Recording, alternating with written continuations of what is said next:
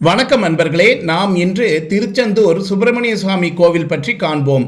முருகனின் அறுபடை வீடுகளில் இரண்டாம் படை வீடாகவும் கடற்கரை ஓரம் அமைந்துள்ள மிகச்சிறந்த தலமாகவும் விளங்குகிறது. சூரசம்ஹாரம் நடைபெற்ற தலம், குருஸ்தலம், கடலலை ஓசைக்கு நடுவே அமைந்துள்ள மூலவர் சன்னதி, தனித்துவமான பன்னீர் இலை பிரசாதம் ஆகியவை இக்கோவிலின் முக்கிய சிறப்புகளாகும். திருச்செந்தூரில் வீரவாகு தேவர் காவல் தெய்வமாக உள்ளார். இதனால் இத்தலத்திற்கு வீரவாகுப்பட்டினம் என்று ஒரு பெயர் உண்டு. இந்த தலத்தில் தினமும் வீரவாகு தேவருக்கு பூஜை நடத்தப்பட்ட பிறகே மூலவருக்கு பூஜை நடத்தப்படுகிறது. மூலவர் பாலசுப்ரமணியருக்கு தினமும் தூய வெள்ள நிறை ஆடையே அணிவிக்கப்படுகிறது. சண்முகருக்கு சிறப்பு பச்சை நிறை ஆடைகள் அணிவிக்கப்படும். இந்த கோவிலில் நடைபெறும் பூஜைகளில் விஸ்வரூப தரிசனம் என்னும் நிர்மாலய பூஜையுமே மிக மிக முக்கியமான பூஜையாகும். திருச்செந்தூரில் பாலசுப்ரமணிய சுவாமி, சண்முகர் என்று இரண்டு மூலவர்கள் உள்ளனர். பாலசுப்ரமணிய சுவாமி கிழக்கு பார்த்தும் சண்முகம் தெற்கு பார்த்தும் அருள் பாலிக்கிறார்கள். முருகனுக்கு படைக்கப்படும் நிவேதன பொருட்களில் சிறுபருப்பு கஞ்சி, பால்கோவா, வடை, சர்க்கரை பொங்கல், கல்கண்டு, பேரிச்சம்பழம், பொரி, தோசை, சுகியன், தேன்குழல், அதிரசம், அப்பம், பிட்டமுது, தினைமாவு ஆகியவன இடம்பெறுகின்றன. உச்சிகாலை பூஜைக்கு முன் இலை போட்டு சோறு, மோறு குழம்பு, பருப்பு பொடி, நெய், தயிர் போட்டு தீர்த்தம் தெளித்த பின்னரே மூலவருக்கு போற்றிகள் பூஜையை தொடங்குவர். இரவு பூஜையில் பால், சுக்குநீர் ஆகியவன நிவேதனம் செய்வர்.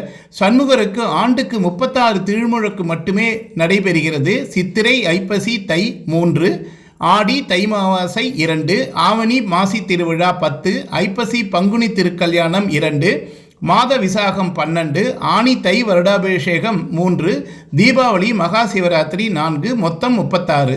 திருச்செந்தூரில் உச்சிகால பூஜை முடிந்த பிறகு மணி ஒலிக்கப்பட்ட பிறகே வீரபாண்டிய கட்டபொம்மன் சாப்பிடுவார் என்பது எல்லாருக்கும் தெரிந்ததே.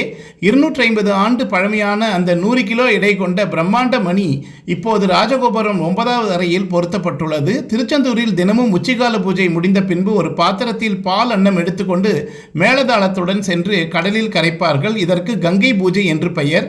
இந்த கோவிலுக்கு செல்லும் வழியில் துண்டுக்கை விநாயகர் கோவில் உள்ளது. இந்த விநாயகரை வணங்கிய பின்னர் தான் முருகப்பெருமானை வணங்க செல்ல வேண்டும்.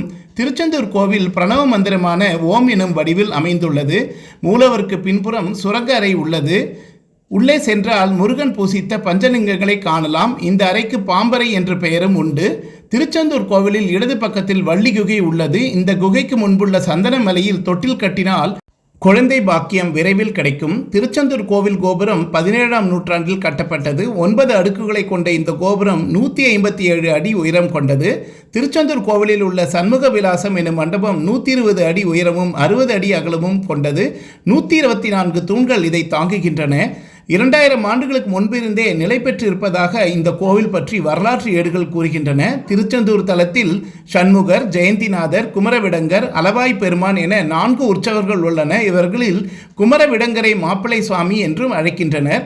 இத்திருத்தலம் மன்னார் வளைகுடா கடலின் கரையோரத்தில் அலைகள் தழுவ அமைந்திருப்பதால் அலைவாய் என்று அழைக்கப்பட்டது. பின் திரு என்று அடைமொழி சேர்க்கப்பட்டு திருச்சீரலவாய் என்று அழைக்கப்படுகிறது. இது அறுபடை வீடுகளில் 2வது படை வீடு.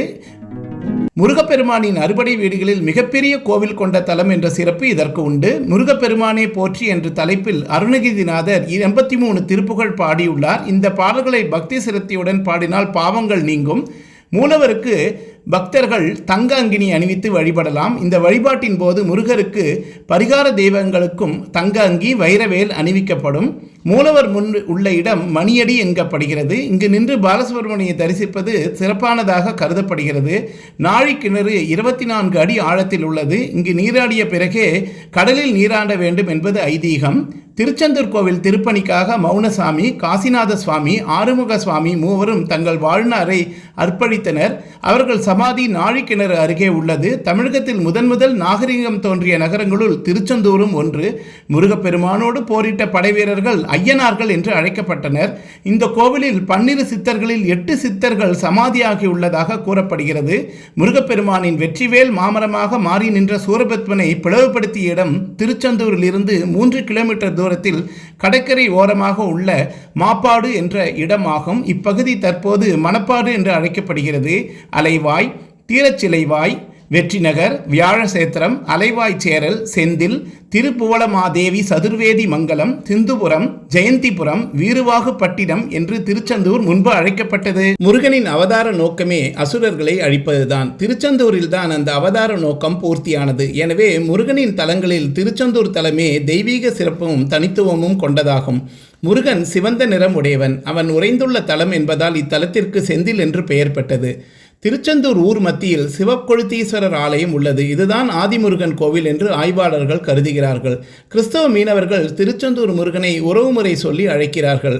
இந்த கோவில் திருப்பணிகளுக்காக காயல்பட்டணத்தில் வதித்த சீதக்காதி எனும் வள்ளல் நன்கொடை அளித்துள்ளார். எனவே திருச்செந்தூர் முருகன் ஆலயம் சமய ஒற்றுமைக்கு எடுத்துக்காட்டாக திகழ்கிறது. அருணகிரிநாதர் தன் பாடல்களில் பல இடங்களில் திருச்செந்தூர் குறிப்பிட்டுள்ளார்.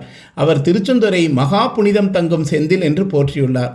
இந்த கோவில் ராஜகோபுரம் வாசல் ஆண்டு முழுவதும் அடைக்கப்பட்டே இருக்கும். சூரசம்ஹாரம் முடிந்ததும் தெய்வானை திருமண நாளில் மட்டும்தான் இந்த வாசல் திறக்கப்படும்.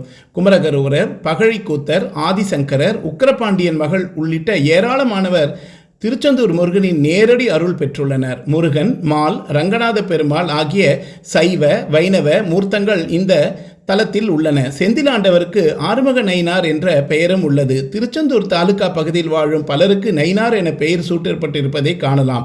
இஸ்லாமியரும் நயினார் எனும் பெயர் சூட்டிக் கொண்டுள்ளனர். வீரபாண்டிய கட்டபொம்மன் அவன் மனைவி சக்கம்மாவும் செந்திலாண்டவருக்கு ஏராளமான தங்க நகைகளை காணிக்கையாக வழங்கியுள்ளனர். இந்த கோவிலின் ஆண்டு வருமானம் பல கோடியாக இப்பொழுது அதிகரித்துள்ளது. இத்தல கோவிலில் வெளிப்பிரகாரங்களில் தூண்களில் கந்தசஷ்டி கவசம் எழுதப்பட்டுள்ளது. அதுபோல உள்பிரகாரங்களில் தர வரலாற்றை கூறும் படங்களை அமைத்துள்ளனர். சூரசம்ஹாரம் முடிந்ததும் முருகன் தாமரை மலர் கொண்டு சிவபூஜை செய்தார். அதை உணர்த்தும் வகையில் இன்றும் மூலவர் சிலையின் வலது கையில் தாமரை மலர் உள்ளது. முதல் 6 நாட்கள் சஷ்டி விரதம், சூரசம்ஹாரம் நடைபெறும். 7ஆம் நாள் முருகன் தெய்வானை திருமணம் நடைபெறும். அதன் பிறகு 5 நாட்கள் கல்யாண ஊஞ்சல் சேவை நடைபெறும்.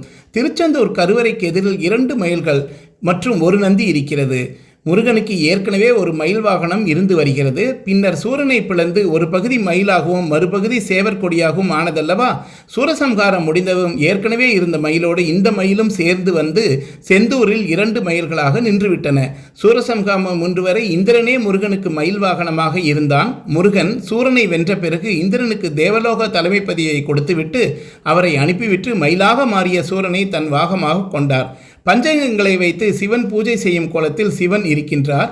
எனவே சிவனுக்குரிய நந்தி மயில்களுடன் சேர்ந்து கருவறைக்கு எதிராக இருக்கிறது. ஆவணி திருவிழாவின் போது முருகப்பெருமான் சிவா, விஷ்ணு, பிரம்மா ஆகிய மும்மூர்த்திகளின் அம்சமாக காட்சி தருகிறார். முருகன் சன்னதிக்கு வலதுபுறத்தில் பஞ்சலிங்க சன்னதி இருக்கிறது. இவர்களை மார்கழி மாதத்தில் தேவர்கள் தரிசிக்க வருவதாக ஐதீகம். மூலவருக்கு போற்றிமார், சண்முகருக்கு திரிசுதந்திரர், திருமாலுக்கு வைணவர்கள் தனித்தனியே 3 இடங்களில் நைவேத்தியம் தயாரிக்கின்றனர். கோவில் திருப்பணி செய்த துறவிகளில் காசி சுவாமி வசந்த மண்டபம் கட்டினார். மௌனசாமி மண்டபத்தை கட்டி முடித்தார். வள்ளிநாயக சுவாமி கிரி பிரகாரத்துக்கு தகரக்கொட்டை அமைத்தார். ஆறுமுக சுவாமி கோவிலுக்குள் கருங்குள் தூண்கள் அமைத்தார். தேசியமூர்த்தி சுவாமி ராஜகோபுரத்தை கட்டினார். திருச்செந்தூர் கோவிலில் தங்கத்தேரில் அருங்கோண வடிவில் அறுபடை வீடு முருகன் சிலைகள் உள்ளன. சஷ்டி தகடுகளில் எழுதப்பட்ட மந்திரம் ஓம் சரவணபவ என்பதாகும். திருச்செந்தூர் தலத்தில் பழங்காலத்தில் பல மணற்குன்றுகள் முருகனது சிறிய சன்னதியை சூழ்ந்திருக்க வேண்டும். அவற்றுள் பெரிய மணற்குன்று ஒன்றை கந்தமாதன பர்வதம் என்று பெயரால் குறித்திருக்க வேண்டும். நாளடைவில் மணற்குன்றுகள் தேய்ந்து தேய்ந்து பிரகாரங்கள் ஆகியிருக்க வேண்டும். வடக்கு பகுதியில் மணற்குன்றே ஒரு மதிலாக அமைந்திருப்பதை இப்போதும் காணலாம். இந்த மணக்குன்றின் தாழ்வரையில்தான் ரங்கநாத பெருமாள் பள்ளி கொண்டிருக்கிறார். கந்தசஷ்டி என்றால் கந்தவேலுக்குரிய 6வது நாள் என்று பொருள். மாறாத உடலழகும் மாறாத உள்ளத்தழகும் என்றும் இளமை நிலையுடன் கொண்டருள்பவன் திருமுருகன். சிவப்பு, கருப்பு, மஞ்சள், நீலம், பச்சை 5 நிறங்கள் கொண்ட வண்ணமயில் ஏறி வருவன் திருமுருகன். யோகம், போகம், வேகம் என 3 வகை வடிவங்களை கொண்டருள்பவன் திருமுருகன். திருச்செந்தூரில் ஒரு தின உபவாச விரதம் இராதவர் யாவராகினும் அவர் ஜனனம் முதல் மரணம் வரை தவம் செய்தாலும் யாதொரு பலனையும் அடைய தகுந்த மார்க்கமில்லை. இச்சரிதத்தை படிப்போருக்கும் எழுதுவோருக்கும் கேட்போருக்கும் நீங்காத செல்வங்கள் பெற்று வாழ்ந்திருப்பார் என்று சூதம முனிவர் உரைத்தருளியுள்ளார். ஐப்பசி மாதத்தில் நடைபெறும் சஷ்டி விழா மிகவும் பிரசித்தம். சூரசம்ஹார நிகழ்ச்சி கடற்கரையில் வெகு விமரிசையாக நடைபெறுகிறது. முருகனின் பிறந்த நாளாக கொண்டாடப்படும் வைகாசி விசாகமும் இங்கே சிறப்பாக கொண்டாடப்படுகிறது. ஓம் முருகா.